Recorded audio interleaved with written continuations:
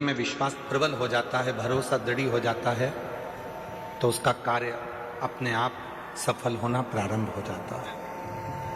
अपने आप वो कर्म भी करता है, मेहनत भी करता है, परिश्रम भी करता है और शिव पर भरोसा कर आगे भी बढ़ता है। पर कभी कभी ऐसा योग भी बन जाता है कि हम मंदिर जाते जाते, भगवान का दर्शन करते करते, भगवान को एक लोटा जल चढ़ाते चढ़ाते, भजन करते करते कभी कभी ऐसा भी समय आ जाता है कि हमारा मन, एक दिन ऐसा होता है कि अब मंदिर नहीं जाऊं तो अच्छा, बहुत दिन हो गए।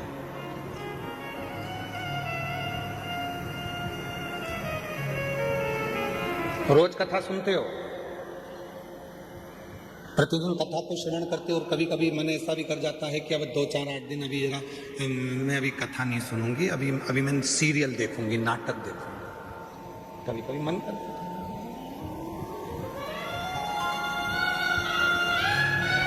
रोज ही तो सुनते हैं, प्रतिदिन तो श्रवण करते हैं, तो अब मैं कथा ना सुनकर मैं नाटक देखूंगी, सीरियल देखूंगी। आवाज गूंज रही है, खींच के बोलना पड़ रहा है, आवाज को क्लियर करो आवाज।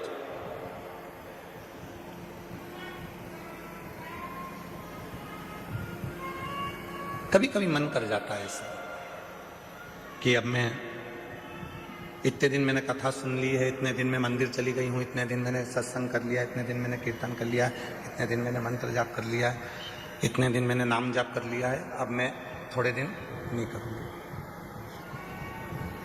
क्यों? कभी आपने विचार करा कि ऐसा मन में भाव क्यों आ जाता है, किस लिए आ जाता है? गुरु में और भगवान में एक बहुत बड़ा अंतर है। गुरु में और परमात्मा में एक बहुत बड़ा अंतर है। गुरु में और ईश्वर में एक बहुत बड़ा अंतर है। गुरु में और भगवान में एक बहुत बड़ा अंतर है। गुरु का काम है आपको मंदिर तक भेजना, गुरु का काम है आपके हाथ में माला पकड़ाना, गुरु का काम है आपको शंकर के मंदिर तक भेजना, गुरु का काम है आपको कथा तक भेजना, गुरु का काम है आपको भजन तक भेजना, गुरु का काम है आपको मंदिर तक भेजना। और परमात्मा का काम क्या है? भगवान का काम क्या है? बिल्कुल इसके विपरीत। गुरु क्या करेगा? माला पकड़ाएगा। भगवान क्या करेगा? माल पकड़ा के माला छुड़ा देगा। गुरु क्या करेगा? मंदिर पहुंचाएगा। भगवान क्या करेगा? मंदिर से दूर हटाएगा। भगवान क्या करेगा? तुम्हें मंदिर से दूर भगाएगा। क्यों? अगर ये मंदिर आता रहेगा तो मुझे देते रहना पड़ेगा, इसलिए इसको एक बार में इतना दे देता हूं कि ये व्यस्त हो जाएगा, इतना व्यस्त हो जाएगा कि मंदिर आना छोड़ देगा तो मैं इसको देना छोड़ दूंगा। और गुरु क्या करा है? मंदिर जा। गुरु क्या करा है? एक लोटा जल चढ़ा। गुरु क्या करा है? माला पकड़। गुरु क्या करा है? कथा सुनो, रोज सुनो, 15 मिनट सुनो, 5 मिनट सुनो, 10 मिनट सुनो, 15 मिनट सुनो, 20 मिनट सुनो, पर प्रतिदिन कथा सुनो, ये गुरु कह रहा है। और भगवान क्या कर रहा है? इसको आज ऐसी फिल्म में उलझाऊंगा कि आज की कथा पूरी इसकी छुड़ा दूंगा। कथा छूटी तो कहते ना, तू बोला मैं चला, विक्रम बेताल, कथा छोड़ा।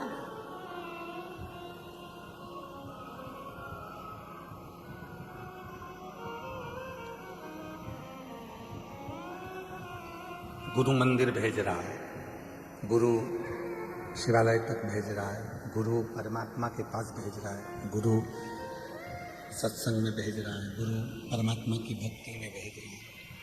और परमात्मा मंदिर को छुड़ा रहे हैं, माला छुड़ा रहे हैं, सत्संग छुड़ा रहे हैं, भजन छुड़ा रहे हैं। अगर ये भजन करता रहेगा, सत्संग करता रहेगा, नाम जाप करता रहेगा, स्मरण करता रहेगा, तो मुझे देते रहना पड़ेगा। वो छुड़ा रहे। पर मेरी जीजियों, मेरे जीजाओं, मेरी बेटियों, बेटाओं, मेरे बुजुर्ग माँ बाप, एक बात को याद रखना अपनी जिंदगी में,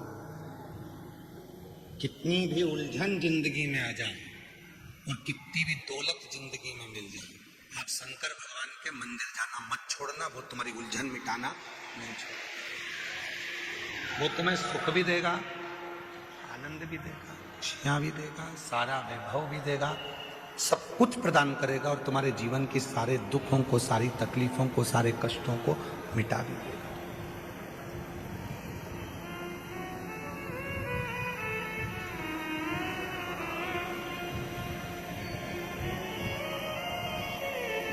दूसरे पर करा हुआ भरोसा टूट सकता है, पर परमात्मा पर करा हुआ भरोसा कभी नहीं टूटता, कभी नहीं। अभी एक सीरियल देख रहे थे आर्य जी, तो किसी ने हमको बताया कि गुरुजी 14 फरवरी को कोई सा डे था, और तुम लोगों को ज्यादा स्मरण में, हमको भी है पर हम बोलना नहीं चाहते।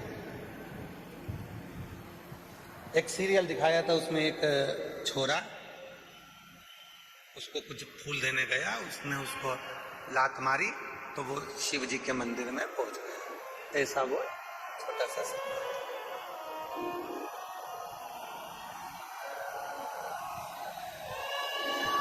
तुम्हारे लड़कों को भेजिए, उधर आवाज नहीं जा रही है, ये आवाज केवल यहीं नहीं गूंज रही है और इधर आसपास में कहीं नहीं आवाज गूंज के हमारे पास आ रही है, पर आवाज पब्लिक में नहीं जा रही है।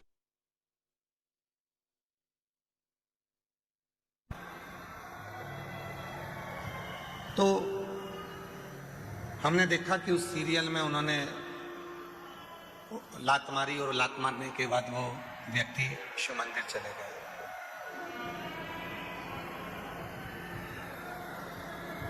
शिव कथा कह रही है,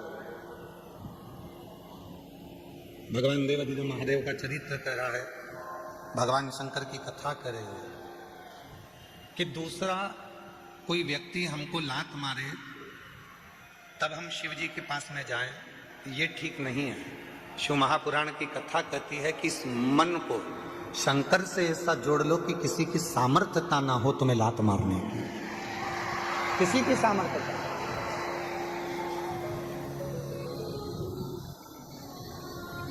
माननीय प्रधानमंत्री जी, भारत सरकार के नरेंद्र भाई मोदी जी ने कहा है कि आत्मनिर्भर भारत हो।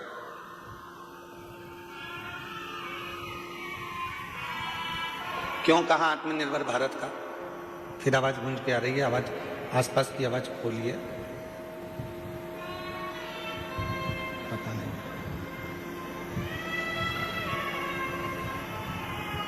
क्यों कहा आत्मनिर्भर भारत के लिए?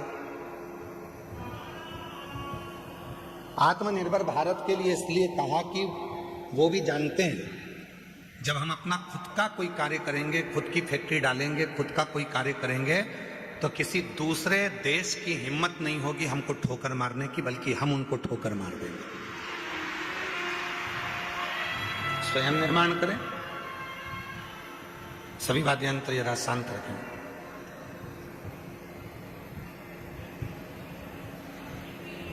स्वयं निर्माण करें।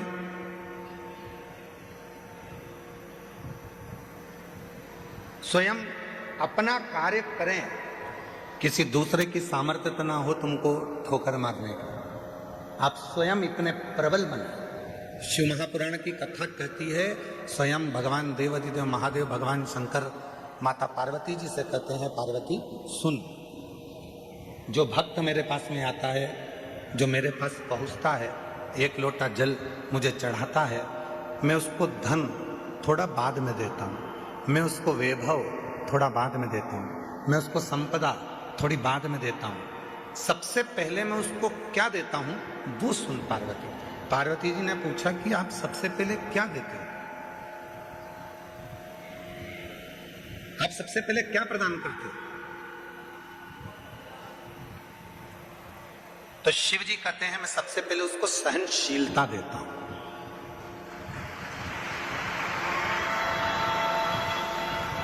आज के जमाने में व्यक्ति के पास सहनशीलता नहीं है।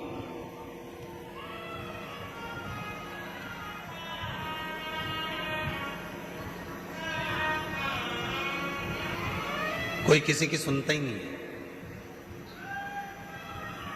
आज के व्यक्ति के पास सहनशीलता खत्म हो गई।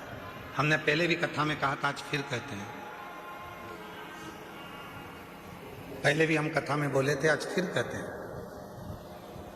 बहू कहती है मैं किसी की नहीं सुनूंगी, सास कहती है मैं किसी की नहीं सुनूंगी, बाप कहता है मैं किसी की नहीं सुनूंगा, बेटा कहता है मैं किसी की नहीं सुनूंगा, भाई कहता है मैं किसी की नहीं सुनूंगा, रिश्तेदार कहते हैं हम किसी की नहीं सुनेंगे। तो सुनेगा कौन? सीहोर वाला महाराज सुनेगा कौन? मतलब सहनशीलता खत्म हो गई, सहनशीलता पूरी की पूरी चली गई, सहनशीलता समाप्त। आज सहनशीलता नहीं, शिव कथा कर रही है, भगवान शंकर का चरित्र कह रहा है, शिव महापुराण की कथा कर रही है। पार्वती जो मेरे पास में आता है, पार्वती जो मेरे पास पहुंचता है, पार्वती मैं उसको धन देता हूं पर दूंगा थोड़ा रुक कर, वैभव दूंगा थोड़ा रुक कर, संपदा दूंगा थोड़ा रुक कर, कुर्सी दूंगा थोड़ा रुक कर, प्रतिष्ठा दूंगा थोड़ा रुक कर, पर सबसे पहले मैं उसको देता हूं सहनशीलता। क्यों? क्योंकि जब व्यक्ति को मैं धन देता हूं, व्यक्ति को जब मैं वैभव देता हूं, व्यक्ति को जब मैं सत्ता देता हूं, व्यक्ति को जब मैं संपदा देता हूं, जब वो उन्नति की सीढ़ी पर चढ़ना प्रारंभ करता है, तब लोग उसको ताने देना प्रारंभ करते हैं। उस समय पर उसको सहनशीलता की जरूरत पड़ती है, सहन करने की जरूरत पड़ती है। शंभु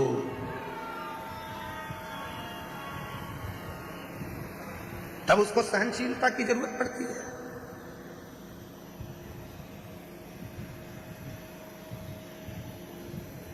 धन दे दिया मैंने और उससे सहन ही नहीं हुआ। कई लोग ऐसे भी हैं जिनको ज्यादा दिख जाता है तो हार्ट अटैक आ जाता है। कई लोगों को हमने देखा मीडिया में भी और अन्य न्यूज चैनलों पर, कोई व्यक्ति एक विधायक जी चुनाव लड़े और चुनाव लड़े, जीत गए, इतनी खुशी हो गई, इतनी खुशी हो गई कि सीट पे बैठे बैठे निपट गए, सहन नहीं हो पाया। सहनशीलता ही नहीं रही।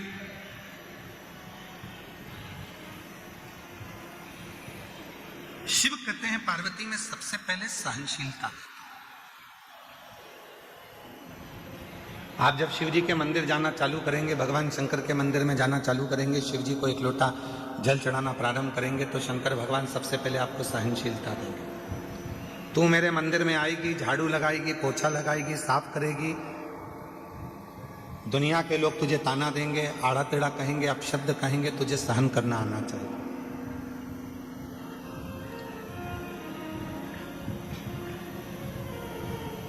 तुझे सहन करना आना चाहिए। इसलिए शिव सबसे पहले देते हैं तो सहनशीलता देते हैं, शंकर भगवान देते हैं तो सबसे पहले सहनशीलता देते हैं, सहनशीलता। और आज शिवरात्रि है, देवादिदेव महादेव की वो रात्रि,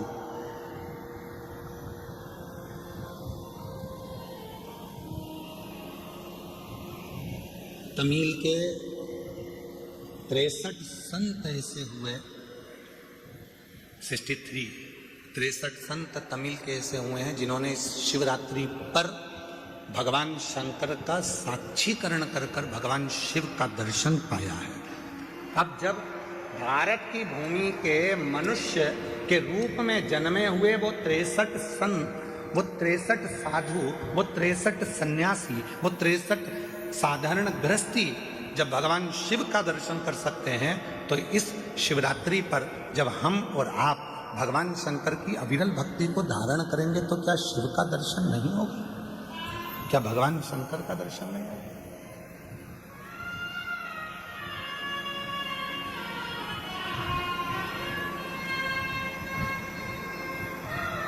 बस उसको भजने का तरीका है, उसके स्मरण का तरीका है। कई लोग कहते हैं क्यों गुरुजी आप दिन भर बैठे बैठे अपनी कथा में बेलपत्री ऐसे चढ़ाना, बेलपत्री की नोक ये डंडी ऐसी रखना, दुर्वा ऐसे चढ़ाना, पानी ऐसे चढ़ाना, फूल ऐसे चढ़ाना, चावल का दाना ऐसे चढ़ाना, ये सब चीज़ें आप बताते रहते हो, सब चीज़ें आप बताते हो, तो क्या इसका फर्क पड़ता है कि बेलपत्री की डंडी इधर रखेंगे तो इसका फर्क पड़ेगा, दुर्वा को ऐसे रखेंगे अशोक सुंदरी पर तो इसका फर्क पड़ेगा, चावल का दाना ऐसे रखेंगे तो उसका फर्क पड़ेगा, लाल चावल का दाना चढ़ाओगे तो उसका ऐसा फर्क पड़ेगा, सफेद चावल का दाना चढ़ाओगे तो उसका फर्क ऐसा पड़ेगा? क्या इसका फर्क पड़ता है? क्यों नहीं पड़ता? डॉक्टर भी तो दवाई देता है, डॉक्टर बोल देता है कि ये सारी दवाई ले जाओ, ये भी लेके जाओ, ये भी लेके जाओ, ये भी लेके जाओ, सब एक साथ खा जाना, एक साथ उसको खा लो। डॉक्टर भी कहता है ये वाली दवाई खाली पेट लेना, ये वाली दवाई नाश्ते के बाद लेना, ये दवाई भोजन करने के बाद लेना, ये दवाई रात्रि को सोने से पहले लेना, और सुनो अगर ज्यादा तकलीफ हो तो ये वाली दवाई इस समय पर ले लेना। अगर तुम्हें लग रहा है कि शरीर में कष्ट है, तुम्हें लग रहा है शरीर ठीक नहीं है, तो ये वाली दवाई लेना और रात्रि को लेके और दूध से लेना और सो जा। अब डॉक्टर को क्या पड़ी कि वो तुम्हें बताए कि ये दवाई ऐसे लेना, ये दवाई वैसे लेना, इस दवाई को ऐसे लेना। जैसे दवाई लेने का तरीका होता है और अगर हम उस डॉक्टर के बताए अनुसार दवाई नहीं लेते तो हमारा शरीर में रोग ठीक नहीं होता है। तुम चाहे फिर पूरी दवाई एक साथ खा लो तो उससे रोग ठीक नहीं होगा। पर जैसा डॉक्टर ने कहा है, जैसा डॉक्टर ने बताया, जैसा डॉक्टर ने कहा है कि समय समय पर ऐसे ऐसे लेना पड़ेगा तो उसका फल मिलेगा, उसका फल प्राप्त होगा। उसी तरह शिव महापुराण में भी वर्णन किया गया, भगवान शंकर की कथा में वर्णन किया गया कि बेलपत्री कैसे चढ़ाना। शिवरात्रि पर बेर का महत्व कितना है, कितना महत्व। प्रकृति के देव अधिदेव महादेव को प्रकृति की ही वस्तुओं से रिझाया जा सकता है।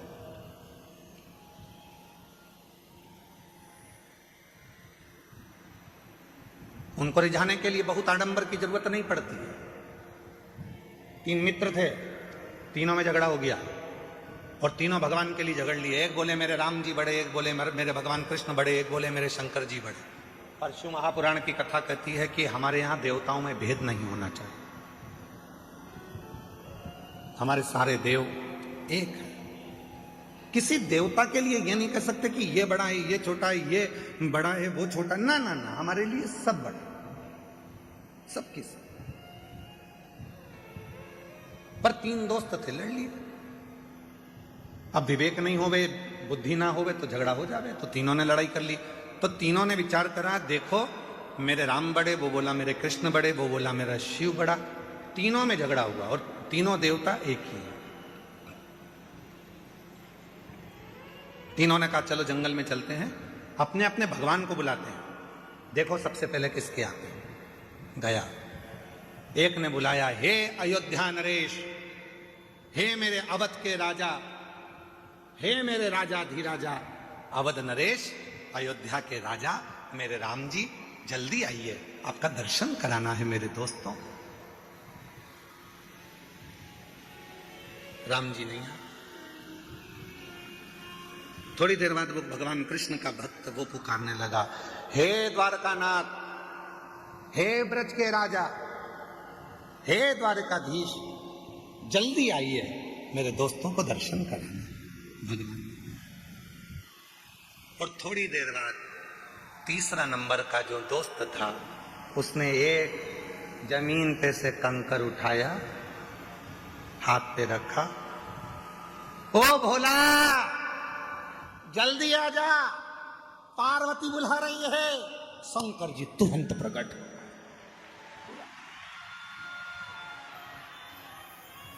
थोड़ी देर बाद राम जी आ रहे थे रथ पर, थोड़ी देर बाद भगवान कृष्ण आ रहे थे रथ पर। सेना साथ थी, पूरी सेना साथ में पहुंचे। लड़के ने कहा राम जी से, प्रभु इतनी देर से आए? भगवान बोले, तूने क्या कहा? हे अवध के राजा आओ। अब राजा आता है तो कोई ऐसे आ जाता है क्या? राजा आता है तो पूरी प्रजा को लेकर आता है। राजा आता है तो सेना साथ में लाता है, राजा आता है तो पूरी व्यवस्था के साथ आना पड़ता है, इसलिए पहले व्यवस्था करी फिर आ। फिर उसने दूसरे ने कहा भगवान कृष्ण से, प्रभु आप इतनी लेट आए। भगवान बोले तूने क्या कहा था? हे ब्रज के राजा, हे द्वारका के राजा पधारो। अब राजा आएगा तो पूरी साज से आएगा, तो मुझे कपड़े वपड़े चेंज करके फेटा मेटा बांधकर पूरी सेना के साथ चलना पड़ता है, पूरी सेना के साथ चलूंगा। अगर तू बोलता हे राम आइए, मैं तुरंत आ जाता। तूने कहा अवध के राजा राम आइए, हे अवध नरेश आइए, तो अवध नरेश के रूप में तू बोलता हे मेरे गोपाला, हे मेरे कानूड़ा, हे मेरे कन्हैया आइए, मैं तुरंत आ जाता। तूने कहा हे द्वारकाधीश, हे ब्रज के राजा आप आइए, तो मुझे राजा जैसा ठाट लेकर तो आना पड़ेगा, राजा जैसा ठाट रखना पड़ेगा। हम कई बार अपनी कथा में वर्णन करते हैं कि जितने भी यजमान बने हैं ना, इन यजमानों से कहते हैं कि कभी भी तुम ये विचार मत करना कि तुम यजमान,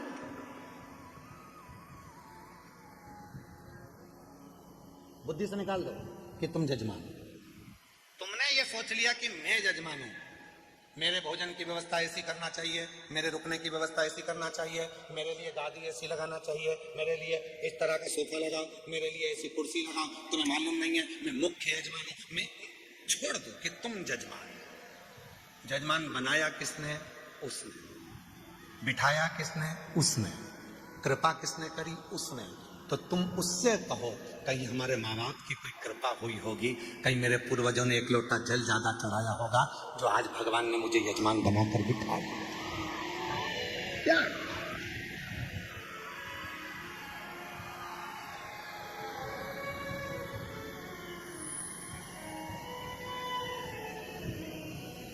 अरे जी जी, यहाँ जितना भोजन चलता है, पीछे जो भंडारा चल रहा है जिसमें 1 से 1.25 लाख लोग रोज भोजन करते हैं प्रतिदिन।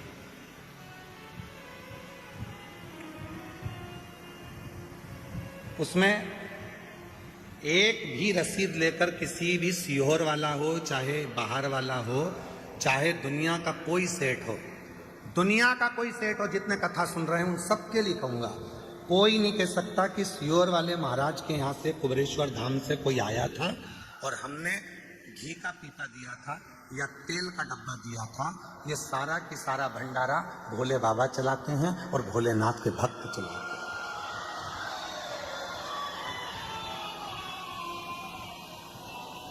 एक भी सीहोर जिला हो, चाहे बाहर का, पूरा भारत की भूमि के जितने सेठ सुन रहे हैं वो भी एक नहीं कह सकता कि हम कुबेरेश्वर धाम पर भंडारा होता है तो हम उसमें 5 लाख देते हैं कि 1 लाख देते हैं कि 50,000 देते हैं कि 21,000 देते हैं कि 2 लाख देते हैं कि 10 लाख देते हैं कि 8 लाख देते हैं। कोई नहीं कह सकता, क्योंकि कुबेरेश्वर धाम का भंडारा, उसका नाम कुबेरेश्वर महादेव है। जब वो लक्ष्मी को भी लक्ष्मी देते हैं, नारायण को भी लक्ष्मी देते हैं और कुबेर को भी कुबेर का खजाना देते हैं, तो वो अपना भंडारा खुद करता है, स्वयं चला, स्वयं। उसको करने वाला वो स्वयं होता है। और मैं कहूंगा आपसे कि कहां से छाछ आ रही है, कहां से दूध आ रहा है, कहां से घी आ रहा है, कहां से आटा आ रहा है, कहां से चावल आ रहा है, कहां से दाल आ रही है और कहां से भोजन बनाने वाले भोजन बना रहे हैं, ये अपनी सामर्थ्यता से परे है। गाड़ी भरकर मंगवाता भी रहता है, खिलाता भी रहता है। गाड़ी भेजने वाले की गाड़ी पर लिखा रहता है कुबेरेश्वर बाबा ने भेजा है, और लेने वाला भी कुबेरेश्वर नाथ ही है, पर उस पर उसकी पर्ची नहीं होती, उस पर नाम नहीं होता। सब्जी भेजने वाला सब्जी भेजता है, उस पर लिखा होता है कुबेर भंडारी का दिया भंडारी के पास जा रहा है, पर उस पर नाम नहीं होता, नाम नहीं होता। चल रहा चला। सीहोर का गांव, सीहोर का शहर, सीहोर के आसपास का कोई नगर, बड़ी बड़ी सिटियां, इंदौर, भोपाल, मुंबई, पुणे, पूरे भारत के जितने सेठ हैं, किसी सेठ के पास में कोई रसीद, पावती या चंदा लेने के लिए विठलेश सेवा समिति कभी नहीं जाती। जिसको मेरा बाबा देता है वो झोली भर कर लाता है, यहाँ लुटाकर चले जाता है और बाबा का भंडारा हो जाता है। और उस विश्वास से कह रहे हैं आप आयो, जितने श्रोता इस पंडाल में बैठे हैं और 3 पंडाल पीछे के, चौथा, 5वां, और भी जो लोग मंदिर प्रांगण में, धर्मशालाओं में, रोडों पर और ग्राउंड में जहां जहां बैठे हैं, विश्वास के साथ कहता हूं, आज शिवरात्रि के दिन, अगली शिवरात्रि तक मेरा बाबा आपको भी इतना देगा कि आप झोली भरकर यहां पटक कर जाओगे। इतना देगा कि झोली भरकर तुम पटक कर जाओगे। आन दो, घी के पीपे उतरने दो, तेल आने दो, आटा आने दो, चावल आने दो।